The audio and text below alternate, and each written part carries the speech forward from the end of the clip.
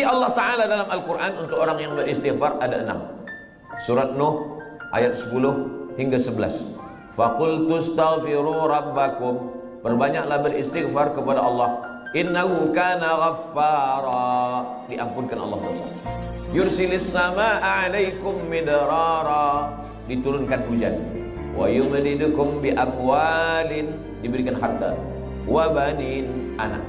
Wa yaj'al lakum jannatin, diberikan taman-taman surga.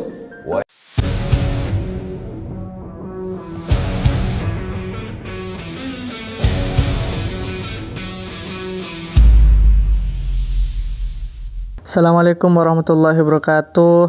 Kembali lagi bersama saya Maimun Zubair di video reaction ceramah. Dan di video kali ini saya akan kembali mereaction ceramah dari Ustadz Abdul Somad.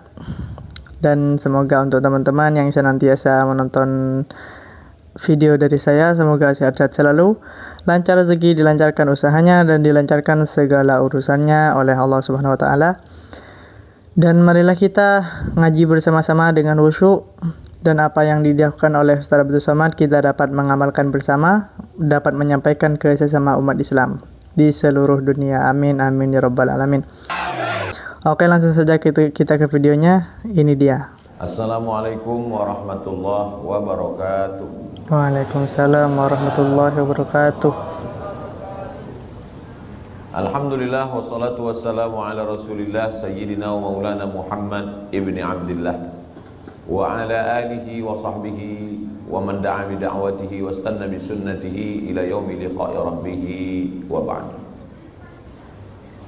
Hadirin hadirat, muslimin muslimat, semua jamaah yang berhadir ini insyaallah dimuliakan Allah Subhanahu wa taala. Amin ya rabbal alamin. Saya ucapkan tahniah tahun baru hijrah 1447. Semoga kita semua istiqamah iman dan Islam. Amin ya rabbal alamin. Tajuk kita pada kajian duha ini, hijrah menuju ridha Allah Subhanahu wa ta'ala. Yang pertama kita bahaskan dulu makna hijrah. Hijrah itu maknanya meninggalkan kota Makkah menuju kota Al-Madinah Al-Munawwarah, hijrah. Tapi kalau hari ini orang mengatakan marilah kita hijrah, kita nak pindah ke mana? Maka kata Nabi SAW, la hijrata ba'dal fath.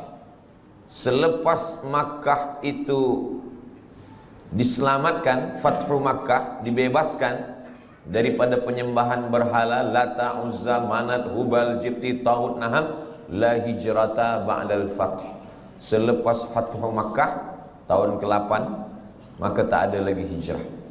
Jadi kalau ada orang hari ini, marilah kita hijrah. Ya, pagi ini saya hijrah dari Kuala Besut ke Macang. Malam tadi tazkirah di Kuala Besut. Meninggalkan Kuala Besut, sekarang saya di Macang. Hijrah, meninggalkan. Lalu siapa sebenarnya yang hijrah itu? Kata Nabi SAW, al-muhajir, orang yang hijrah adalah man hajara ma nahallahu anhu, orang yang meninggalkan semua yang dilarang Allah Subhanahu wa ta'ala. Itulah orang yang hijrah. Jadi walaupun dia tiap-tiap tahun meninggalkan tahun 1446 tinggal, sekarang 1447, 1447 tahun hadapan kita akan tinggalkan 1448. Sebetulnya dia belum hijrah. Sebab apa? Belum meninggalkan yang dilarang Allah Subhanahu wa ta'ala. Apa lagi yang dilarang Allah? Kita sudah meninggalkan khamar, kita tak ada minum khamar. Kita meninggalkan, zina, kita tak ada berzina. Kita meninggalkan judi, kita tak ada berjudi. Hasanatul abrar, sayyiatul muqarrabin. Menurut orang biasa-biasa sahaja itu baik, tapi menurut orang yang amat sangat dekat dengan Allah, itu perbuatan yang tak baik.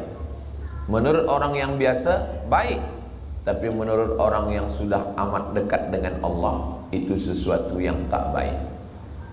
Apa maksudnya? Banyak perbuatan yang kita sangka tak dosa, tapi sebenarnya dia adalah dosa. Ambil contoh, inni la astaghfiru ila rabbi wa atubu ilai. Kata Nabi SAW, saya beristighfar minta ampun kepada Allah mi'ata marrah, 100 kali sehari semalam. Padahal Nabi maksum, Nabi tak ada dosa, Nabi suci, Nabi bersih. Kenapa Nabi beristighfar? Hadis ini muskil, problem. Maka dibahaskan oleh para ulama. Kenapa Nabi beristighfar 100 kali sehari semalam? Padahal dia tak ada dosa, tak ada silap, tak ada salah. Rupanya dosa Nabi bukan minum khamar, na'udzubillah, bukan syirik, na'udzubillah. Dia merasa kalau dia lupa sesaat sahaja, dia sudah anggap itu sebagai dosa kepada Allah Subhanahu wa ta'ala. Jadi makna hijrah adalah meninggalkan sesuatu walaupun nampaknya kecil, tapi dia membuat kita jauh daripada Allah Subhanahu wa ta'ala. Saya sudah hijrah, Ustaz Abdul Samad, saya tak ada buat dosa lagi. Ketika kita mengatakan kita tak berdosa, sebenarnya kita sedang berdosa. Dosa kita apa? Dosa merasa diri kita suci. Orang yang pernah berbuat dosa, selepas itu dia bertaubat, lebih baik daripada orang yang merasa beramal lalu melihat orang lain adalah penghuni neraka.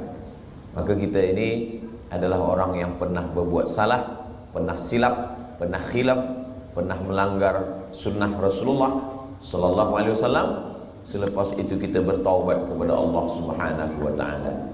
Maka kalau kita tengok dalam sembahyang, dari mula takbiratul ihram sampai kepada salam, dari mula kita angkat tangan Allahu Akbar sampai kepada salam, tidak ada di dalam sembahyang itu doa jauhkan aku dari riba, jauhkan saya dari zina, jauhkan saya dari khamar. Tak ada. Cubalah tengok bacaan solat itu. Tapi dia mengajarkan kita untuk merenung amal yang kecil-kecil. Manakala kita angkat tangan Allahu Akbar, apa maknanya? Orang yang merasa diri dia besar, saya yang paling besar, saya yang paling mulia, saya yang paling hebat, saya yang paling utama, maka pada saat itu dia sudah berdosa. Maka dia katakan, yang besar hanya engkau saja ya Allah. Allahu Akbar kabira. Selepas itu, walhamdulillahi katsira. Puji. Banyak manusia ini gila sebab puji. Dipuja, dipuji, disanjung tinggi. Maka saat itu kita katakan, yang memiliki segala pujian hanya Allah. Walhamdulillahi katsira. Apa dosa kita lagi? Dosa yang ketiga, merasa diri suci. Orang kalau sudah merasa diri suci, maka yang lain dia tengok kotor. Kalau dia tak berdosa, yang lain penghuni neraka. Maka saat itu kita katakan wa subhanallahi bukratan wa asila. Tiga inilah yang mencelakakan manusia. Pertama, merasa besar. Kedua, merasa terpuji. Ketiga, merasa suci. Maka tiga ini dibersihkan dalam sembahyang. Allahu Akbar kabira, walhamdulillahi katsira, wa subhanallahi bukratan wa asila. Kira-kira kita yang hadir ramai di Masjid Jami' Sultan Yahya Petra Macang ini, beramai-ramai tuan imam, datuk-datuk, datin-datin, semua yang berhadir jemaah ini, siapakah di antara kita ini yang terkena penyakit yang tiga ini? Pertama, merasa besar. Yang kedua, merasa dipuji. Yang ketiga, merasa suci. Tak ada yang tahu. Tapi kalau ditengok daripada zahirnya, yang merasa mulia adalah Ustaz Abdul Samad, sebab dia duduk tinggi, yang lain rendah di lantai. Siapa yang merasa dipuji-puji? Ustaz Abdul Samad juga dipuji-puji orang. Siapa yang merasa diri dia suci? Saya juga. Mungkin saya merasa diri saya lebih suci daripada orang lain. Jadi sebenarnya yang saya sampaikan ini bukan untuk orang lain, untuk diri saya dulu. Bila saya tunjuk orang, sebenarnya saat itu untuk orang lain satu jari saja. Satu telunjuk saja. Yang keempat ini adalah untuk diri sendiri. Jangan engkau merasa diri engkau besar. Allahu Akbar kabira. Jangan engkau puji-puji gila dengan pujian. Walhamdulillahi katsira.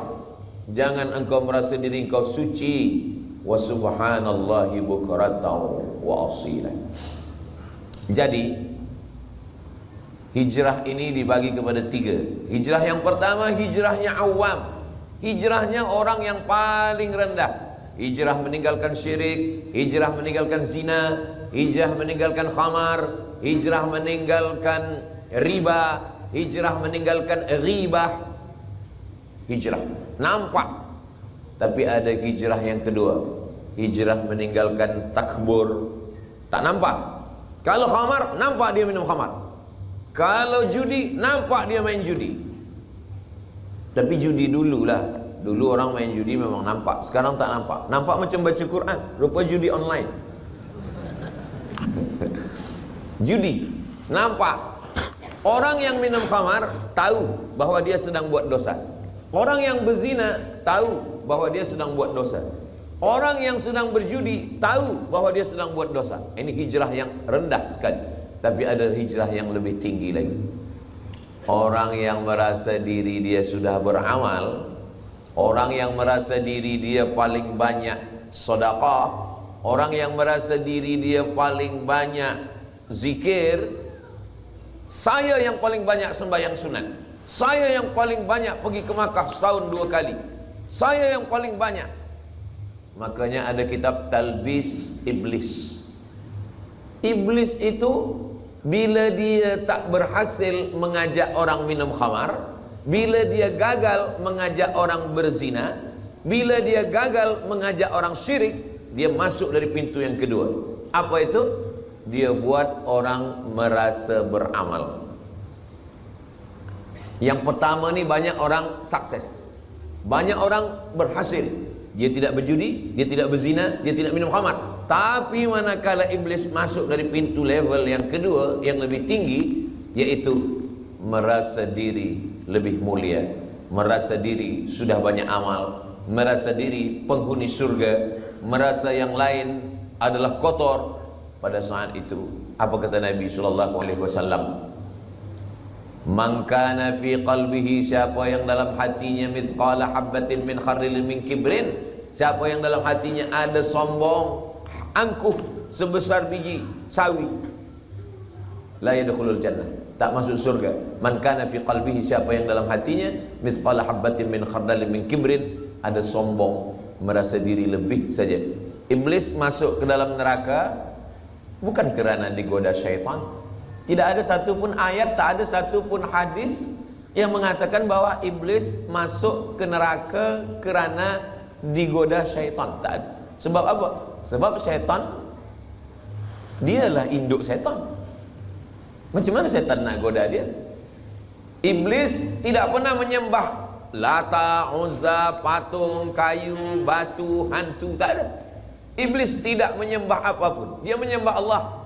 Lalu kenapa dia keluar daripada surga? Allah Ta'ala bertanya. Allah bertanya bukan Allah tak tahu. Allah Maha tahu.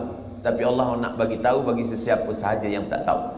Malaka anta takabbara fiha. Kenapa engkau merasa diri engkau besar? Engkau merasa diri engkau mulia, wahai iblis. Apa kata iblis? Khalaqtani min nar. Engkau ciptakan aku daripada api. Wa khalaqtahu min tin. Adam engkau ciptakan daripada tanah.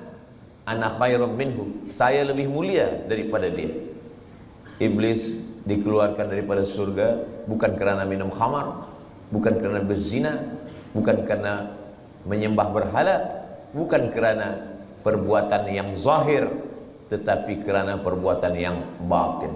Jadi hijrah kita adalah meninggalkan yang zahir. Selepas itu level yang kedua adalah meninggalkan yang batin. Hasad, dengki, busuk hati, merasa mulia, merasa lebih hebat, merasa banyak amal. Tapi ada yang lebih tinggi lagi, lalai mengingat Allah Subhanahu wa ta'ala. Wala takum minal ghafilin. Jangan jadi orang lalai. Itu maka bila kita semua gerak kita ini mesti cepat balik kepada Allah. Kenapa dalam Islam ni banyak betul doa. Nak makan, Allahumma barik lana fi ma razaqtana wa qina azabannar. Selepas makan, alhamdulillahilladzi at'amana wa saqana. Nak tidur, bismika Allahumma ahya wa amut. Jangan dibaca sekarang, boleh tertidur. Jaga daripada tidur. Alhamdulillahilladzi ahyana ba'da ma amatana wa ilaihin nusyur. Menengok muka di cermin, innalillahi wa inna ilaihi raji'un.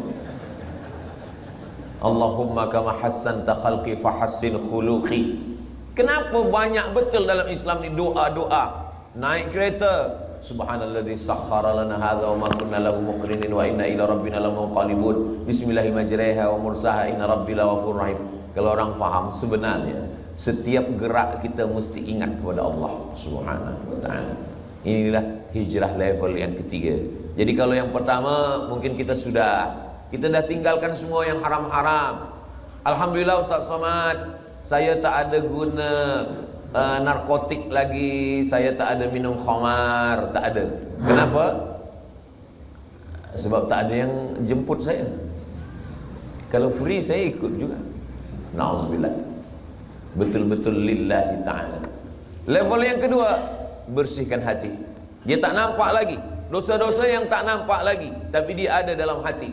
Maka kata Nabi, ala fil jasadi mudghah. Di dalam badan ini ada seketul, ada segumpal, ada sekepal. Idza salahat salahal jasadu kullu. Kalau dia bersih, yang lain ikut bersih. Wa idza fasadat, kalau dia rosak, yang lain ikut rosak. Nah, mungkin begitu saja untuk video kali ini. Jangan lupa di subscribe, like, dan komen, dan dinyalakan notifikasinya agar tidak ketinggalan video dari saya. Dan sekian dari saya. Wassalamualaikum warahmatullahi wabarakatuh.